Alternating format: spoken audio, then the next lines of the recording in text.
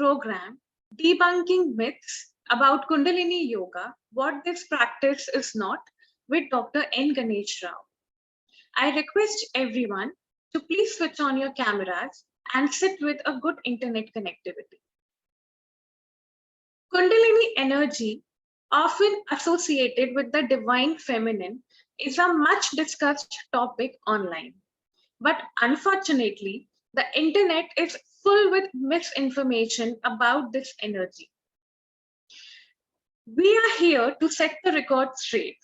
And for that, I invite Ganesh sir to bust all the myths and give you a comprehensive understanding of Kundalini energy. Dr. N Ganesh Rao is the founder of ACT Yoga and has conducted to date more than 23,000 sessions of yoga centered on psychology, philosophy, spirituality, health, healing, and happiness. Previously a professional soccer player and a finance executive, Dr. N Ganesh Rao, an avid trekker in the Himalayas for the last 35 years, is an eloquent and knowledgeable guru of yoga who has spent many years studying at some of the world's leading institutions for this ancient discipline. Ganesh sir, the screen is all yours. Thank you.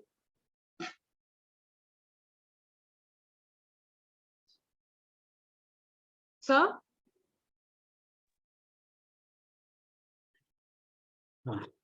Namaste to all of you. May I once again request all of you to come on the screen. It's nice to talk to human beings with faces and personalities rather than blank screens. If you come on the screen, it'll be nice. Nice to see Kent there, Kyoko. Okay. Today is a session of clearing doubts, misconceptions, myths regarding this topic of Prana, Nadis, Chakras, Kundalini. And this session will lead to the 3-day workshop, 2 hours each on 9th, 10th, and 11th on these terms and the entities they represent.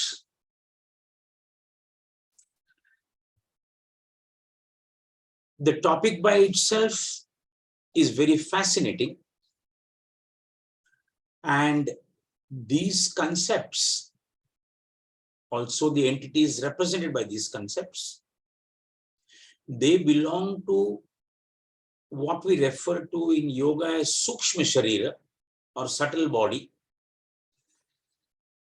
and ipso facto they are not amenable to perception like other solid bodies or Sthula Sharira is concerned, gross body is concerned. And as a result, since they are not amenable to perception, they become highly subjective and experiential. And due to that, there is a lot of ambiguity, vagueness, misunderstanding, bordering on to downright negation of the presence or existence of these concepts. So this session, today's 1-hour session, is mainly envisaged as devoted to what Kundalini, Chakras, Prana, Nadis are not. And the next workshop will deal with what they are. That is how this session is planned. As I mentioned, Chakras, Kundalini, and their awakening is neither a hypothesis nor a product of hypnosis, nor myth, nor misconception. Once you understand conceptually and have conceptual clarification on these concepts, then they are as certain as and as clear as broad daylight. The question is, do we at least understand them in the first place? Once we have conceptual clarification and there is coherence in our understanding, without any gaps, without any conflicts, without any contradictory elements present in our understanding, the second step comes to experiencing them. These experiences, by their very nature, are highly subjective, and that adds to the problem. For example, if we take stress, a very popular word in modern times, then when two persons are afflicted by sustained stress, one may have the sugar content in the body going up and the onset of diabetes, whereas the other person, due to stress, may have his blood pressure going up, hypertension. Now, the stress is there for both, but how it gets reflected and represented in the persons depends upon the physical, physiological, mental, emotional, psychological constitution of that person. In the same manner, the experiences of these concepts which belong to the subtle body, those experiences may vary from person to person, and that is what adds to the problem. That is what adds to our misunderstanding or inadequate understanding. So in the first place, very essential to understand them clearly. What do they mean, each one of them?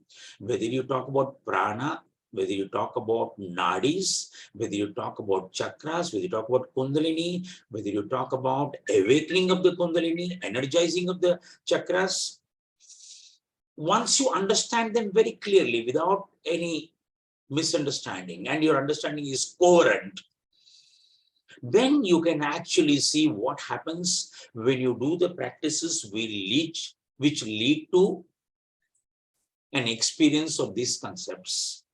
And those experiences may differ here and there.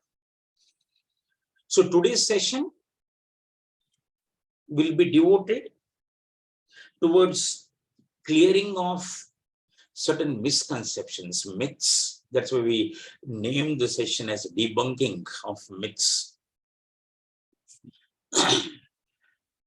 And we are at an advantageous position because hellomyyoga has invited from today's participants questions on which they would like to have clarifications. So I have a list of questions with me. Of course, some of the questions are actually subject matter of the workshop itself. The trailer is not the movie. Today is just the trailer. Yeah, it has to lead to the movie. But I at least propose to answer these questions and generate sufficient interest. Whether you attend the next week's workshop or not does not matter. But be assured that this is a power, a shakti, an energy which each one of us is blessed with. The power and the potential is there in each one of us. It only remains for us to recognize it and actualize that potential through various means, methods, and upayas that are available to us. And that is what we will deal with. So today I will start taking up the questions which is there with me. And you will see what I just mentioned, that a lot of these questions arise because we don't have clear understanding of the terms, and because of which the questions come about. You can see that for yourself. The first question I am taking up, one of the participants has sent, is, I have heard from one sadhaka, one practitioner, that we should practice energy movement from crown to root. Is it so? Now, this question is very, very vague. In the first place, what do you mean by energy movements? What do you mean by practicing of energy movements? What do you mean by crown and root? Of course, by crown, we mean the Sahasrara chakra on top of the head, and the root, we mean Muladhara chakra. But practicing of energy movements, this is a big question mark. The term is very vague, very ambiguous. If I have to provide some clarification on this, then we have, in the context of Kundalini Yoga, something called Chakra Anusandhan. Anusandhan means searching or research. And chakras, I'm not defining or describing it. We will take it up in the workshop itself. But your understanding of chakras, the 7 main chakras in the body.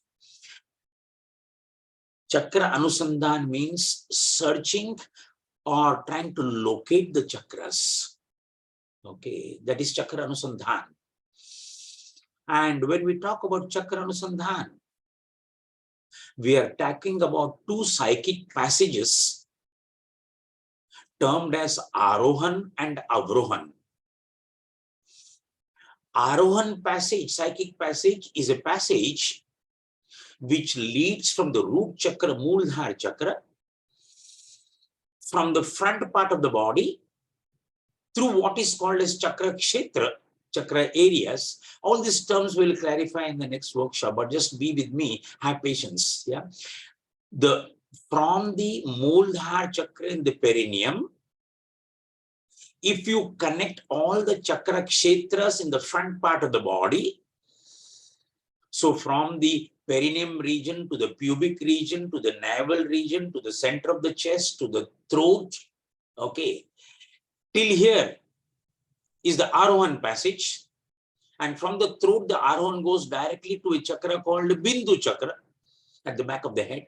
We'll see what that Bindu chakra is later. It's beautiful, to know that, okay, this is the Bindu chakra from where so-called nectar is oozed out, nectar of immortality. But yes, from the throat, it goes, the Arohan passage, the upward passage, the psychic passage goes to the Bindu chakra.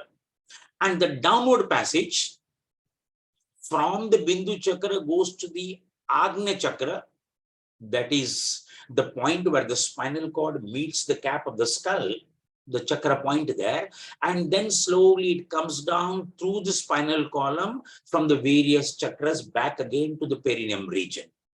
So the upward passage is called Arohan, and the downward passage is called Avrohan. These are the 2 psychic passages. So when we talk about energy movement, okay, you have to be clear that this energy movement, these are the 2 passages in which energy moves. And if you notice for yourself, when you breathe in, the air from the nostrils goes to the lungs. It's a downward movement. But the prana actually rises upwards. You can see this for yourself. When you breathe in, you see the energy starts rising up. That is the Arohan passage. So normally these 2 passages are psychic passages. Before we go to Kundalini Awakening, Chakra Awakening, we run our awareness through these passages, make it live, try to feel the presence there, feel the presence of sensations there, and that is what the energy movements are there.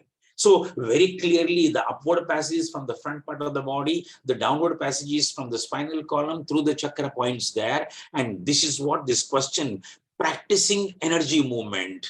Now you have to be very clear. Okay, this practicing energy movement is through this Arohan process. Unless until you know. Now, when I say Arohan, I have to clarify that okay, there is something called Chakra Kshetra and there is something called Chakra points. All the chakras except the perineum and the Sahasrara are on the spinal column.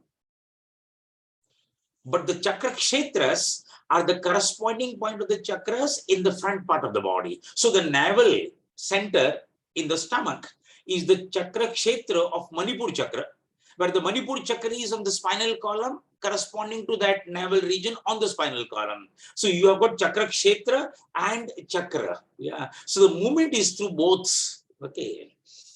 Now you will see, once you get this clarification, exact clarification, the conceptual clarification, then you know, oh, this is what I'm supposed to do. When I talk about, feeling the presence of the chakra, of the chakra kshetras, this is where I raise slowly the movement, eyes closed, you feel the awareness. This is one sort of meditation where you go through the chakra points.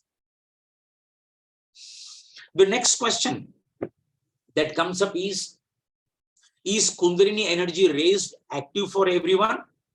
As is it only because of it we are alive? Okay, again, this question, if you understand what is Kundalini, then this question will not come up at all. In the first place, all human beings are blessed with Kundalini power. Okay, but what is this Kundalini? Without going etymologically into Kunda or Kundal or a spiral, a snake-like structure, this Kundalini, if I have to be very precise and in brief terms, the prana in us, the life force in us, the vital energy in us, that vital energy has got two aspects. One aspect is what is referred to as the individual aspect. The second aspect is what is referred to as the cosmic aspect. The individual aspect of prana, all of us know, yoga students, we know that individual aspect of prana is what we refer to as pancha prana. Prana, apana, samana, udana, vyana, which performs all the functions of our existence and living. All the activities that I do physically and mentally is because of the presence of that individual aspect of prana. Okay, 10 pranas we know normally, Naga, Kurma, Krikara, Dhananjaya, Devadatta, and these pancha pranas. Okay, they do all the functions. Every part in my body, from the root of the hair to the tip of the toe, is provided with prana. Okay, that is the individual aspect. But in addition to this individual aspect, each one of us is blessed with what is referred to as the cosmic aspect. That cosmic aspect of prana of incredible magnitude is what we refer to as Kundalini Shakti. This cosmic aspect of prana, the Kundalini, is a dormant in most of us, most of the time. The entire subject matter of the workshop is how do I avail this power and potential with which I am blessed? How do I tap it and make use of it? That is the Kundalini Shakti which we are talking about. Okay, so yes, each one of us is blessed there, but the question is, it is dormant most of the time. Now, when I say dormant, where is it lying? It is at the lowest chakra, the root chakra, the Mooladhara chakra. It is dormant, it is sleeping. That root chakra is the beginning of my being a human being. Below that root chakra, there are 7 more chakras which belong to the animal life. The root chakra is the first point where the Kundalini is there. That is the beginning of, if I say, the humaneness or the humanity in me as a living being. So if I have to go slightly more, if there are some philosophy students here, you will appreciate what I'm talking about. In Indian philosophy, we talk about 7 chakras, the Mooladhara up to the Sahasrara. Yeah. These 7 chakras represent 7 lokas. Okay, we are talking about Bhu. If some of you are chanting Gayatri Mantra, Bhu, Bhuva, Swaha, Maha, Jana, Tapa, Satya. So there are 7 lokas. Okay, the Bhu loka, which is the sphere of the earth, is the Muladhara chakra. From the Bhu upwards are 7 chakras. Yeah, the Satya loka is at the Bindu Visarga. Okay, the Bindu chakra there. So my being from an animal to human being starts because my Kundalini is at the Muladhara chakra. Below this chakra, there are 7 more chakras which belong to the animal world. And in the Indian philosophy, we talk about them as Atala, Vitala, Sutala, Rasatala, Mahatala, Talatala, Patala. You may be heard of Patala. Patala is hell. Yeah, these are the 7 regions which are down below, which are from the perineum region down to the toes there. So each one of us has Kundalini as a human being. It is there, the Muladhara chakra. The Muladhara chakra, when we go in the workshop, we will see the Muladhara chakra is the chakra of survival. So the Muladhara chakra is active in each one of us. The question is, that Kundalini is just dormant at that chakra. It has not risen up. One. If it rises up, it falls back again. We are not able to, in a sustained manner, raise that Kundalini to the higher chakras and start operating at the higher chakras. So now I've answered the question, is Kundalini energy raised active for everyone? No, it is there at the Muladhara chakra. At sometimes it raises up, comes down. Sometimes it raises up, comes down. We are not able to raise it and hold it unless and until we practice. Now, the clarification that I want to provide is that there is no magic, no miracle in this Kundalini Yoga or Kundalini Awakening. It is not like a tablet that I take and my headache will go, or a tablet that I take and my Kundalini power will rise up. No, it is not like that. What this Kundalini Shakti implies is the potential for me to be spiritual is present in me, but all my time and efforts are spent in the material world with the body and the mind as the focus. The moment I wake up to the potential of the spiritual existence in me and realize that in addition to being conscious, there is the promise of being aware, that awareness, that mindfulness which is there in me, the moment I raise myself to that level, automatically the Kundalini Shakti starts rising up. The Kundalini Shakti rising up is one, you're becoming aware of your spiritual nature, essence and spirituality. The Kundalini Shakti rising up is your personality raising itself to a level higher. So it is not that one part rises up. No, the whole personality has to go up slowly. One part rises up when by default certain thing happens and you suddenly feel, okay, certain thing happening in you, but you fall back again. This is why even in Patanjali's Yoga Sutras, Patanjali says, Satu Dirgha Kala Nairantarya Satkara Sevito Drudabhumi.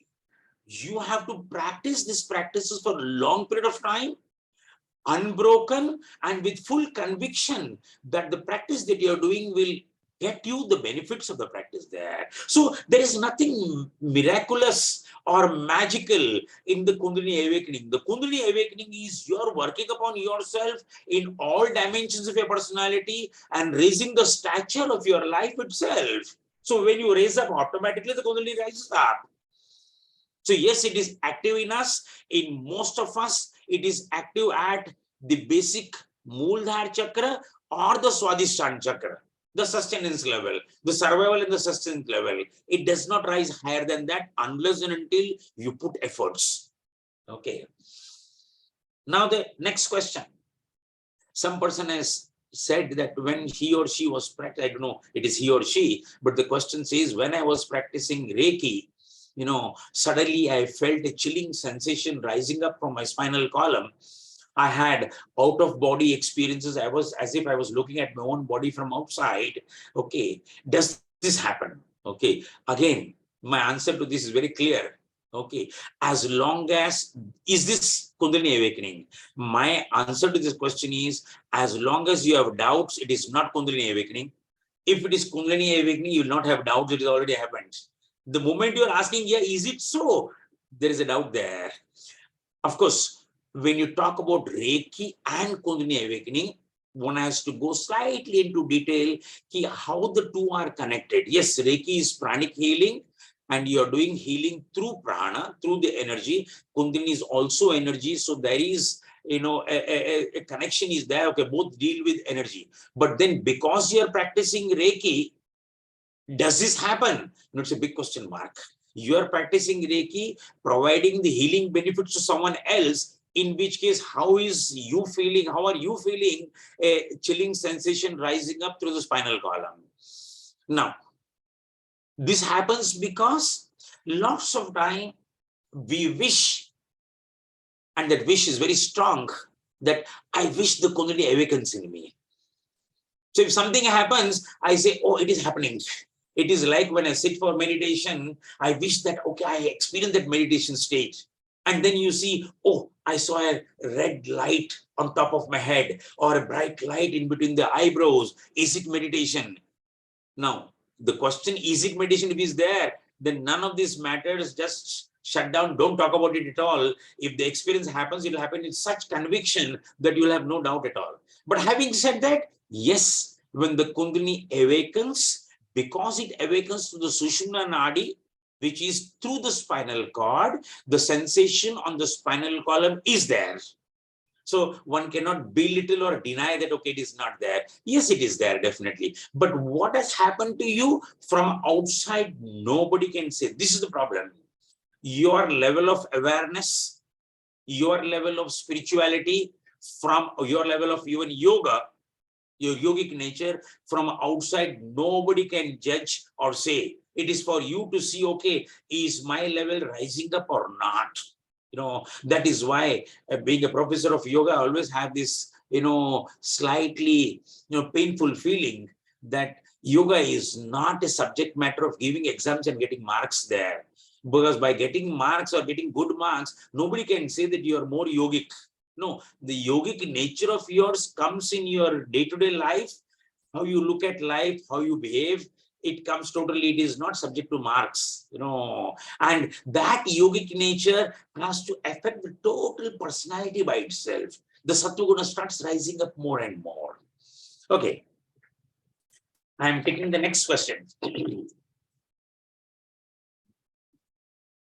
Out of body experiences, this person has mentioned. Yes, in the context of Kundalini Yoga, when the Kundalini Shakti through the Sushumna Nadi reaches the Agnya Chakra, so-called third eye, or the mid-brow region, or the pineal gland, whatever way you look at it. Okay, yes, at that time, there are a lot of siddhis which are happening, extrasensory perceptions which are happening. One of them, can be or maybe out of body experiences, like, okay, you are looking at your own body objectively from outside. Okay, so yes, it is possible. What does Kundalini awakening feel like? Again, this is a very, very a question which happens only when Kundalini is not awakened in you. If the Kundalini is awakened in you, this question will not come up. Kundalini awakening, as I mentioned, is very subjective. Yeah, it has got so many parts to it. On one side, it can affect you physically. Another side, it can affect you physiologically. Another side can affect you emotionally. Another side can affect you intellectually. You can have sharp concentration, your awareness level going up. So it can affect you in various dimensions or in all the dimensions. So one cannot say, okay, the Kundalini arising in you, okay, these are the telltale signs that, okay, if this happens, Kundalini is awakened to you. No, it is not that way. It is for each person to know, okay, look, how my level of life, how my status of my personality in life has gone up. And the strange thing is, When you are operating at a higher level in life, for you, it is totally normal. For an outsider, it is a matter of envy. How this person is operating at this level, but for you, it is very normal. A Shankaracharya at the age of 4 and 5, chanting and repeating by rote the entire Upanishads and Vedas, for Shankaracharya, it is very normal. But when you look at outside, you see, oh, this boy, precocious boy, gifted boy, born. When you look at when we look in the workshop, we'll see how the Kundalini is raised. Like Patanjali talking about in the first sutra of the 4th chapter, Janma Aushadhi Mantratapa Samadhi Jaha Siddhaya. So the Kundalini can be awakened by birth because of your past, advancement spiritually. So you are born with the Kundalini awakened. When you are born with the Kundalini awakened, you are called as a saint. When you are born with the Kundalini having reached the Sahasrara Chakra, you are called an avatar. See the difference? A saint and an avatar. An avatar is one in whom the Kundalini already has reached the Sahasrara Chakra. That person is born that way. A saint is one in whom the Kundalini is awakened, reached maybe the Vishuddhi Chakra, Ajna Chakra, little bit left for the final emancipation to happen. So it depends upon, how you see Kundalini. The question is, am I perceptive? Am I sensitive to myself? The first step in yoga, in this subject matter, is how much sensitive I am to myself, what is happening inside me. So Kundalini Awakening can bring about different signs and symptoms for different people. It's very subjective. Yeah. Can Kundalini Awakening happen without us knowing? I have to answer this in 2 ways. One, Kundalini Awakening happening by default as an accident. Okay. Or Kundalini Awakening happening due to certain circumstances in the environment. When Kundalini Awakening happens by default as a mistake, okay, there is a lot of unnerving, there is a lot of anxiety, there's a lot of problem associated. It is just, it is uncontrollably happening. You don't know what to do about it. I was privileged to have a student when I was teaching it abroad, a student, who used to slide down for Shavasana. And in a matter of moments, both the legs used to go up completely, and the entire Shavasana is done in Sarvangasana.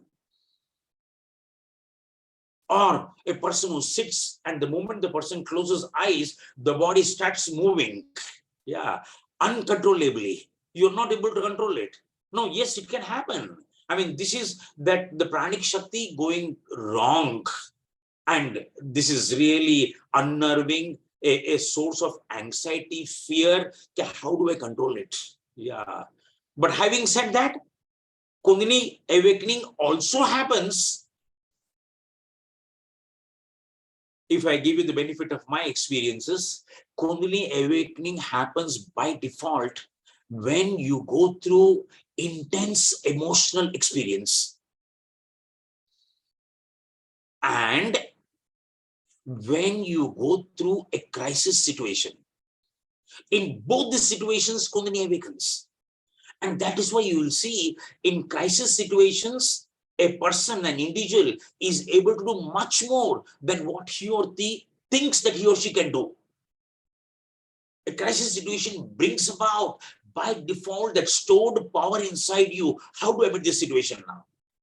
And in the same manner, when you go through an intense emotional experience, this is why we say, mark the words in English language, I am moved, M-O-V-D, I am moved. Now, what is moving in you? You're there stationary, but something is moving in you. Mark the word moving. You will say, I am touched.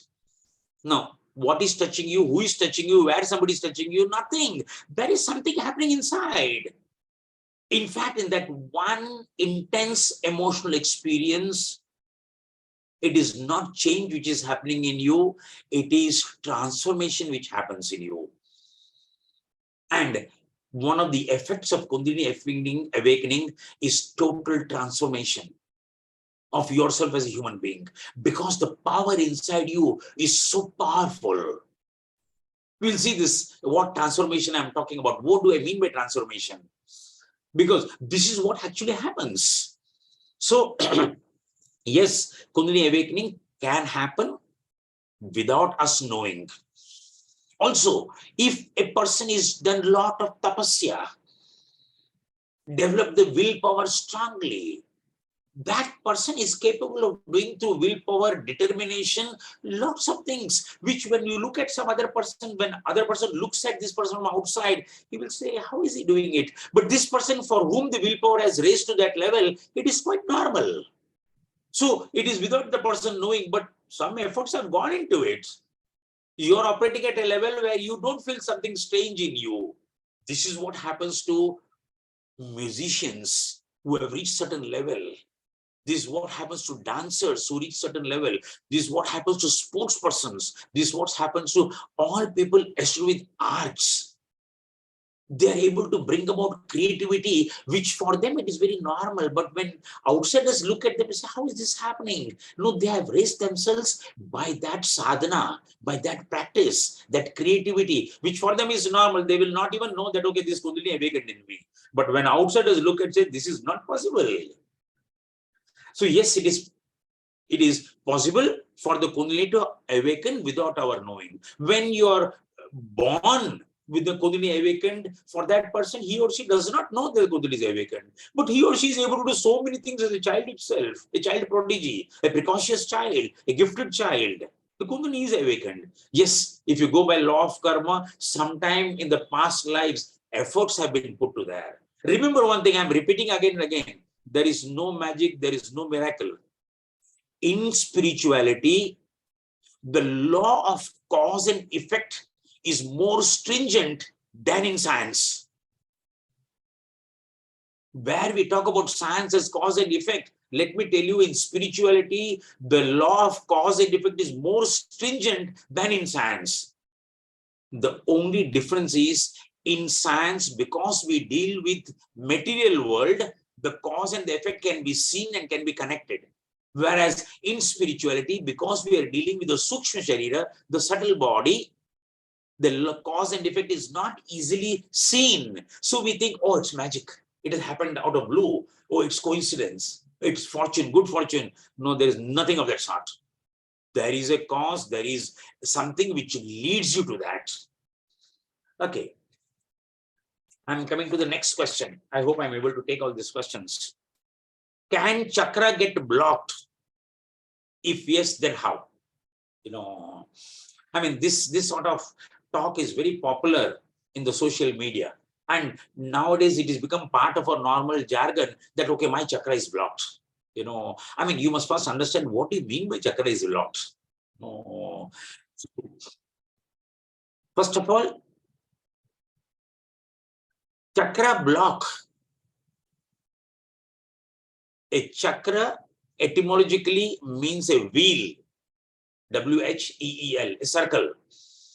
And in the Kundalini context, it is a small whirlpool of energy. These are points of intersection, okay, a junction from where, prana is distributed to various parts of the body. Okay, that is the chakra there. And on the physiological level, this is the distribution center to certain parts. But on the mental, emotional, psychological level, each of them is associated with certain capacities. So when we talk about a chakra blocked, okay, there are two senses in which we are talking about chakra blocked. One sense is the Kundalini Shakti has not yet reached that chakra. So from the Mooladhara chakra, the Kundalini, when it rises up and pierces each chakra after another chakra, we said the chakra is opened now, chakra is awakened. If the Kundalini is not reaching a particular chakra, then definitely the chakra is blocked, because that energy is not reaching there. The second sense in which we understand the chakra blocked is the Kundalini has reached a particular chakra and it is stuck up there. It's not going up. This is like what we enter into. Sometimes we get into an emotional tangle and we are not able to come out of it. We are not able to come out of it completely. We are blocked in our thinking, in our feeling, in our capacities. We are not able to move up. I mean, I wish to do something, but there is no willpower in me. Every day, night before sleeping, I resolve. Yes, tomorrow onwards I'll start. But tomorrow when it comes, I say tomorrow. It does not happen. I'm blocked there. This blocking is because the chakra is not awakened, or your energy is stuck up at that chakra. So in two senses in which we can talk about the chakra being blocked. Okay, but not too much to be made out of this. Okay, this chakra blocking and all, today it has become a subject matter of a lot of discussion, fascinating discussion. And I mean, I have seen also therapists and healers who will say, okay, I will open out this chakra for you. No, whatever small understanding I have of Kundalini Yoga, there is no magic of opening out some chakra in you. It is like if you are entering into a conflict, an emotional conflict, nobody can wave a wand, a magical wand, and say, okay, I will clear your emotional conflict. No, you have to work for it. Without working for it, it cannot be cleared. As simple as that. You have to work for it. The positive point is we know the methodology of how to open it. That is very crucial. If you know, okay, this is what I'm supposed to do, then it is a question of, okay, sustained practice, sadhana. Okay, now I'm able to do it. So there is no magic involved, but yes, it is possible. It's a question we know, we are aware. This is the ways and means of going ahead. And once you are able to do that, there is no way anybody can stop your progress. Your purushartha, your efforts as a human being never goes unpaid, never goes unfructified. It will get the result. But the question is, am I putting efforts in the right direction, or am I taking shortcuts? I will tell you one of the shortcuts without going into detail. One of the shortcuts of modern day is resorting to psychedelic drugs. It is a shortcut. Yes, it gives you a high. I'm using word from that context. It gives you a high. But the moment that high is over, you fall down lower than what you were earlier. Because it is something which gives you an experience, off-hand experience, without preparing your personality to go up. In the same manner, when Kundalini is raised without preparing for it, it can bring about disastrous consequences. Because it is like 1,000 volts current being passed to a 100 volts bulb. The bulb will blow fuse. You should be able to, I mean, I have seen, forget about Kundalini, a very poor person, if you give him, say, $10 million today, he will go crazy. Because he has never seen, he has never thought about it.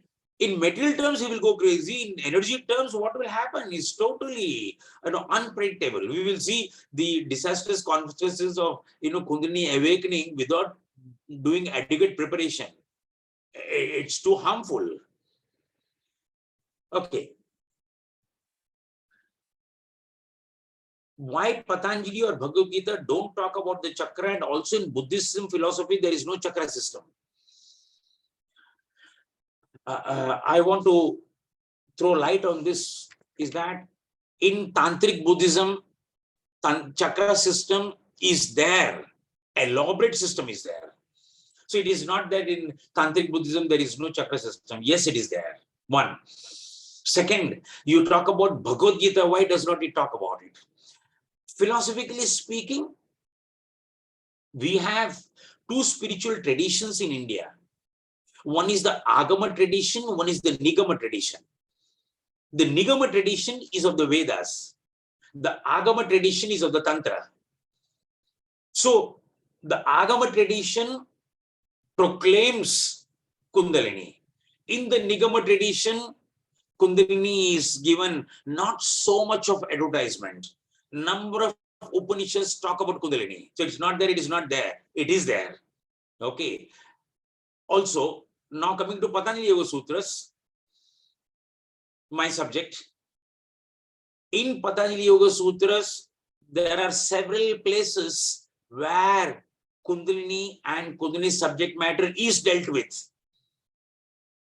But because Patanjali's Yoga Darshana is coming from Vedas, okay, it is more towards meditation rather than towards Kundalini.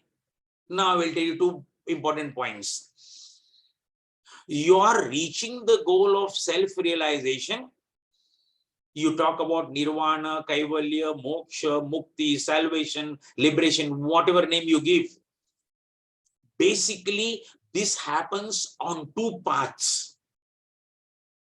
One path is the path of the mind, the consciousness. Another path is the path of energy.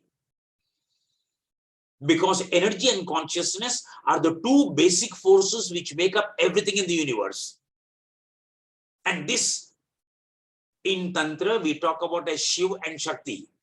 The Shiv is the consciousness, Shakti is the energy part. Now, Tantra and Hatha Yoga, which is based on Tantra, it uses the path of Shakti, energy, to go towards self-realization. So we talk about Kundalini Shakti, rising it, and when it raises up from the Mooladhara, it reaches the top of the head, Shiva and Shakti come together, self-realization happens. When you talk about Patanjali and meditative practices, you are going to the path of concentration and meditation, raising the level of your consciousness and reaching that state. In Patanjali's yoga, one particular term, lots of people have spent time on that, and that term is the effect of Om chanting, Pranava Japa. Patanjali says, Tataha Pratyak Chetna Digama Api Antaraya Abhaja. Pratyak Chetna is Chetna turning upon itself. I mean, it's like the snake trying to catch its own tail.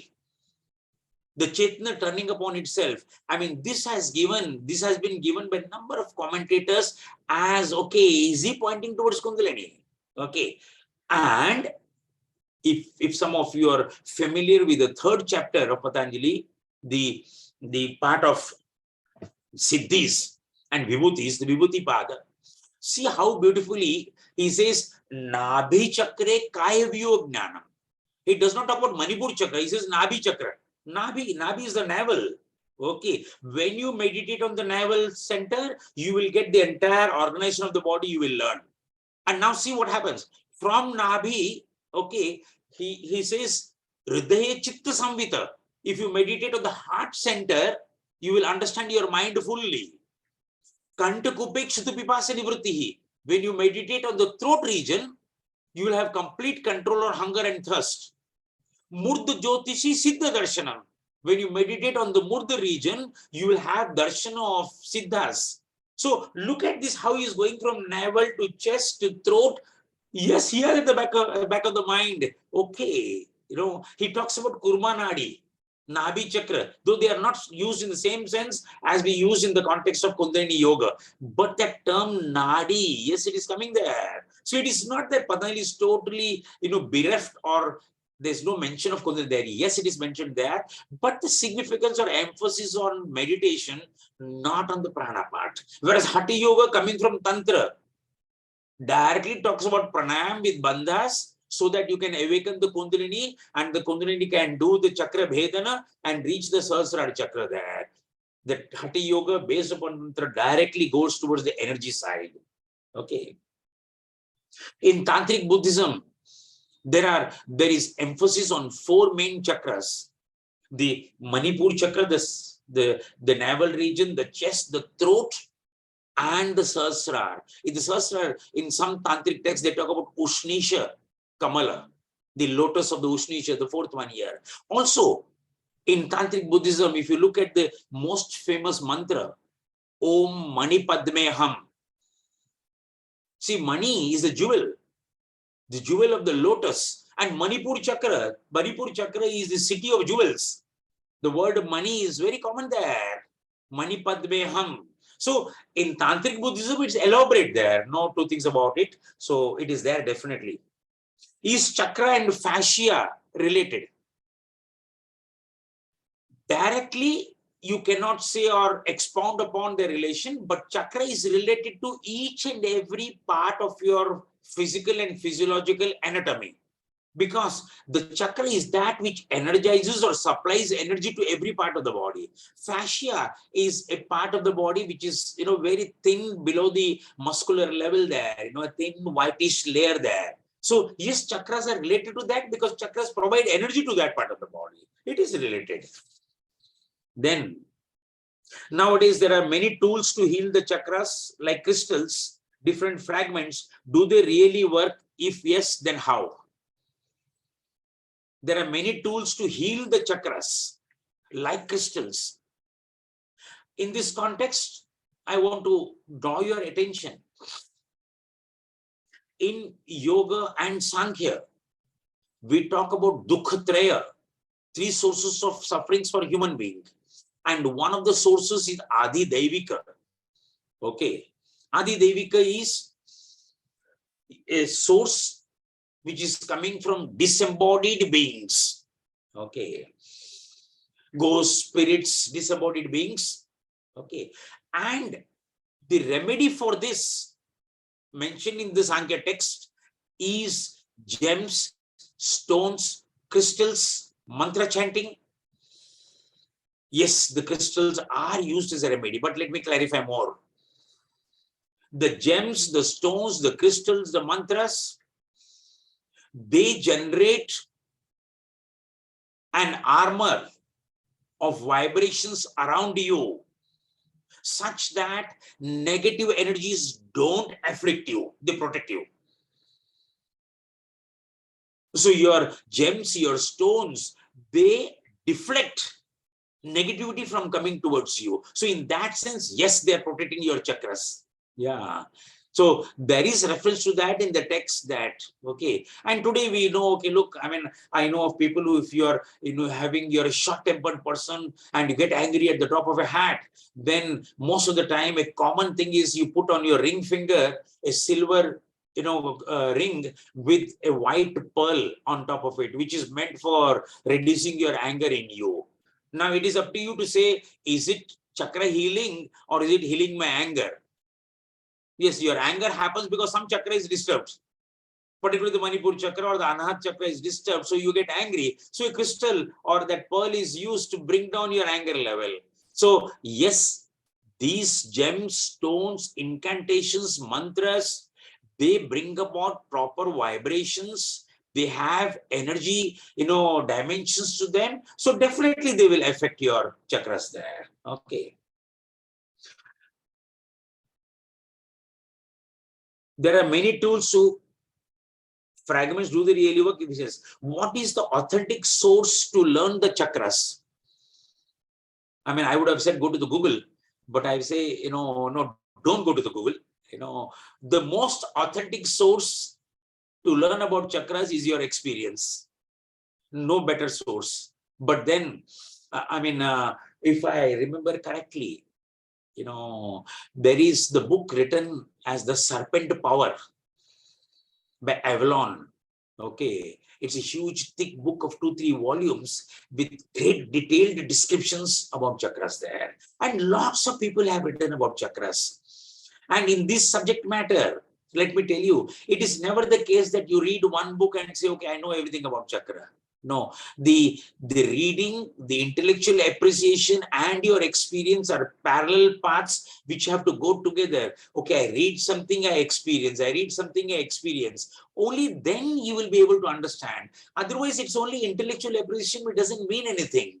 Because intellectually, you can understand, you can reason out, you can justify anything and everything. The question is my understanding backed by my experience? That experience is very necessary.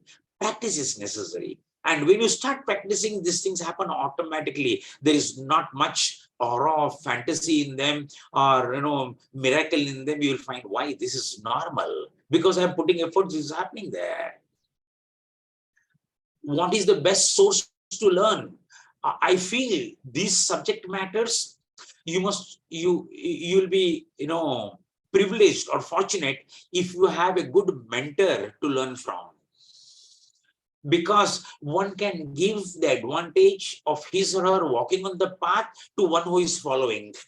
It helps you instead of wasting time and dabbling here and there. If you are able to have a mentor, a proper mentor, he or she can guide you. Okay, fine.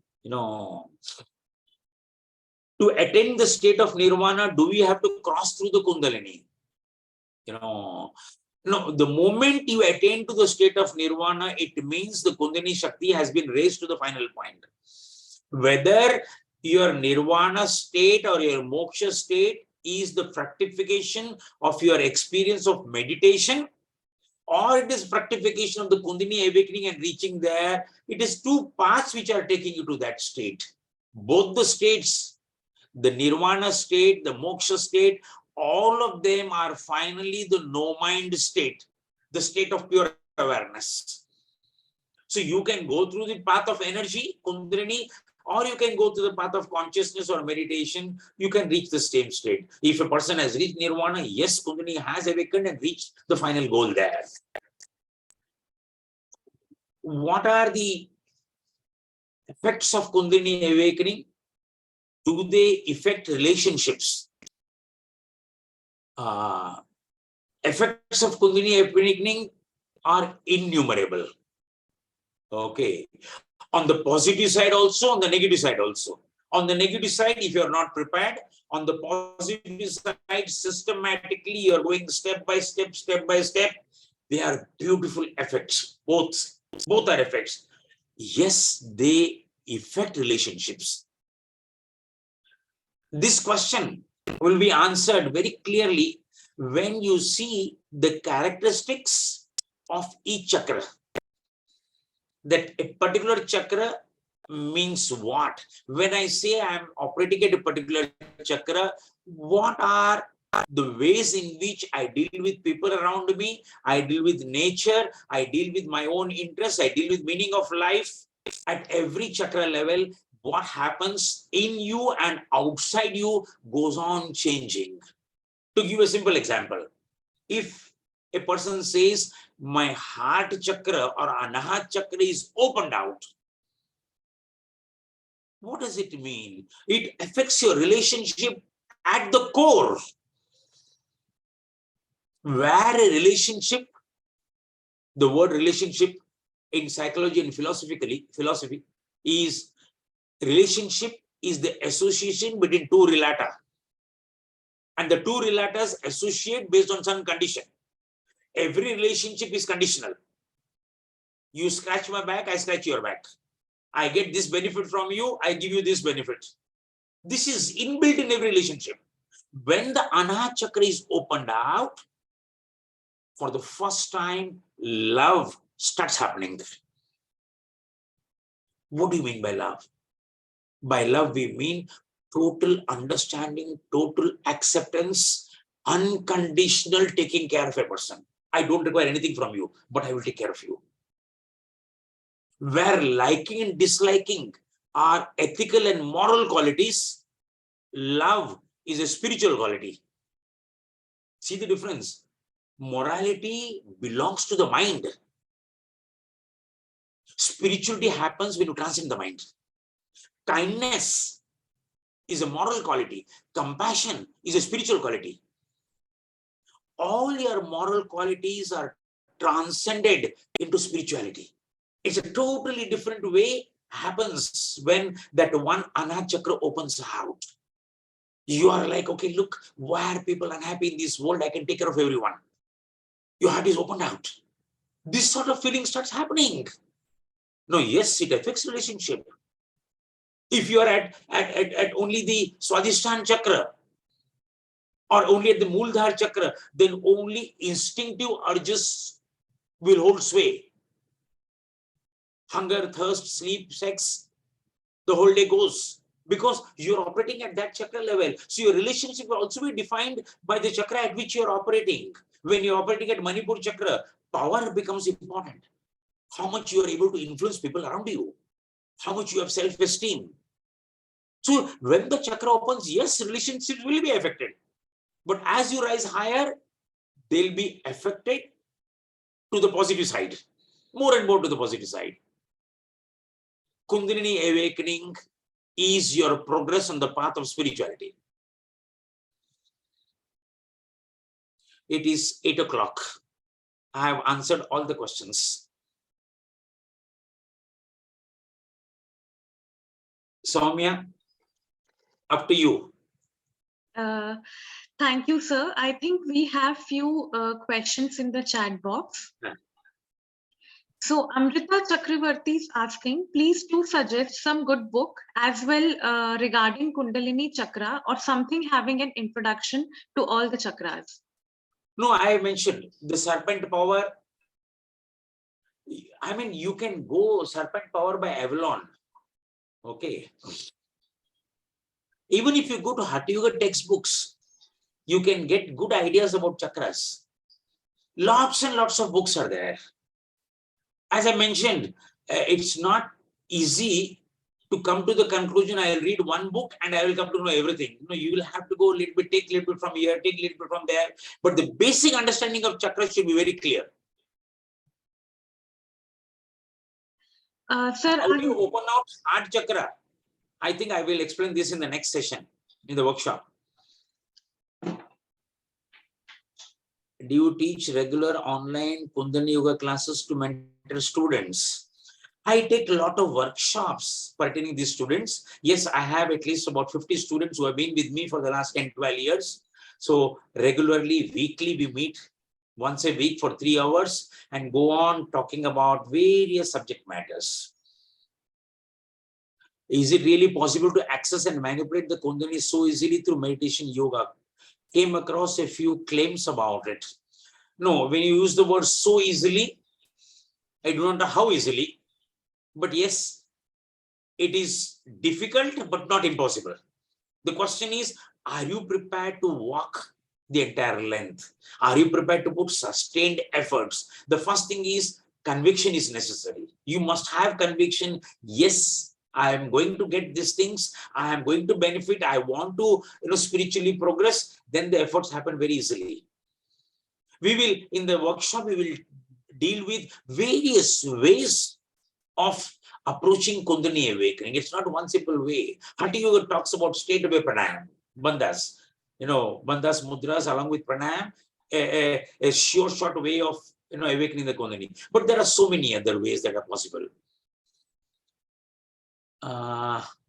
Do you teach regularly how to make people understand Kundalini in simple language?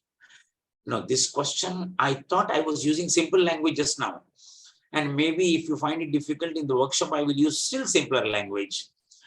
But you should be initiated into the small terms. When we take up the workshop on the 9th, 10th, and 11th, I mean, before I use one word, I will explain what that word means. Then you will understand what is that simple language what you have spoken about. Because now I am talking about from clearing of doubts and myths. So I'm assuming certain basic understanding. So I'm using the words. But when we go to the workshop, we will go to the basic terms. I mean, without learning the alphabets, we can't write an essay. So without learning the basic terms, not possible to understand or go deeper. That's why I said conceptual clarification is a must. Once you are conceptually very clear, then it's very easy to go ahead. What else? Is it really possible? Okay, I have dealt with that. Thank you so much. Beautiful, useful session. Okay. Please do suggest some good book. Really possible. How do you open heart chakra? Thank you, sir. Very insightful. Do you teach regularly? Yes, I've answered. How to make people understand simple language? Okay. How do we reach out to you for these chakra shops and philosophy workshops? Yes, what you can do is you can either leave your number or take my number. You can leave your number with hellomyyoga, or you can take my number. Next time when I take the workshop, I will give you my number, email address, and note it down so that we are in touch. What are the timings of the workshop, please? It is on 9th, 10th, and 11th, 7 to 9 p.m., 2 hours each day. Is it safe to rouse Kundalini just attending the workshop? No, the last question, is it safe to rouse Kundalini just attending a workshop or session? No, let me tell you something. By attending a workshop or session, it is not possible to raise the Kundalini. But attending the workshop, you will have conceptual clarification, you will have the methods and tools with you. Now it is up to you to go and practice and raise the Kundalini. Yeah. Very informative. Thanks a lot, sir. We all have senses that we can use. Why Kundalini is dormant and not active for everyone? This is similar to asking the question, God is so powerful and kind, why is there suffering in the world? He could have made everyone happy. No, that is not possible. You require some efforts from your side to attain to what is promised in you or potential in you. You have to put efforts. Yeah. So putting efforts is necessary there. Kundalini is dormant and not active. Yes. Okay. I think I have answered all the questions which are there in the chat box. Soumya? Do we have any more questions, participants? More questions, please ask. No problem at all. You can ask in the workshop also. And we can go into detail. Every workshop we will go into that. Concepts clarification is necessary. And in going into these workshops, the concepts clarification happens at various levels, philosophical, psychological, scientific, like we talk about chakras and there is an element of mysticism there. But if moment I talk about chakras from an endocrine gland, then it's, there is scientific backing to it. Like if you talk about the Sahasrara chakra, it is associated with pituitary gland. You talk about Agni chakra, pineal gland. If you talk about Vishuddhi, it is thyroid and parathyroid. If it is Anahat, thymus. If it is Manipur, adrenal glands. If it is down below, prostate glands or sexual glands. So every chakra is associated with a particular gland there. So now you know that this is not something which is baseless. And when you stimulate that chakra, whatever pertains to that, hormonal secretions of that glands is your benefit, which is happening there. So it is not something which is unscientific or which is not scientifically viewed. It is totally scientific. It is experience which comes first here. Yes, people may get mad or psycho during Kundalini Awakening. Yes, definitely. And that is what happens when you're not prepared for it and go towards, out of total pure fascination and want to have quick things. No, you have to go step by step. We will come to what are the negative or adverse effects of raising the Kundalini when you are not prepared, which is very normal. When you look at it, it will happen. This is what happens even when people go towards so-called LSD or your, the ecstasy tablets, the psychedelic drugs. Yeah, there is so much fascination. But there is hardly any person who has not gone through the negative consequences of that, going almost psychotic or mad there. These are powers which are available to you. They require proper guidance. You have to understand clearly. And once you understand very clearly, it's so beautiful that I am blessed with this. Why am I not using it? I have to use it. I have to do the practices. So go slowly, do the practices and see the small changes which are happening in you. You'll be thrilled by the changes. The powers which you get, you'll be thrilled by it. Okay, shall we call it a day? Thank you very much for your patient listening. Yeah. Hope to see all of you on. I would like to attend those 3-hour sessions that you mentioned. Who is this? That you take once a week. Who is talking? So here, Namaste, Varsha. Varsha, you can take my number. We'll talk about it later. Yeah. You are from which place, Varsha? So Bangalore. Bangalore, yeah. Okay, you can go to the net and take the number, or I will give you the number later on. Yeah. Okay, fine. Okay, Soumya. Thank you, sir. We are so grateful for this insightful session. And through your guidance, we have gained a deeper understanding of Kundalini energy, and definitely so many myths and doubts have been cleared. So we invite you to join our upcoming comprehensive session on Kundalini energy with Ganesh sir from June 9th to 11th. And for a limited time, we are offering an early bird special. Contact us at sales@hellomyyoga.com to take advantage of this offer. And we look forward to welcoming you back for our next session. Thank you, everyone. Thank you, sir. Thank you, sir. Thank you very much. Take care, all of you. Hope to see you. Bye, Ken. Bye, Sangeeta. Kyoko. Thank you. Yeah. I will end the session from my side. I'll leave the session.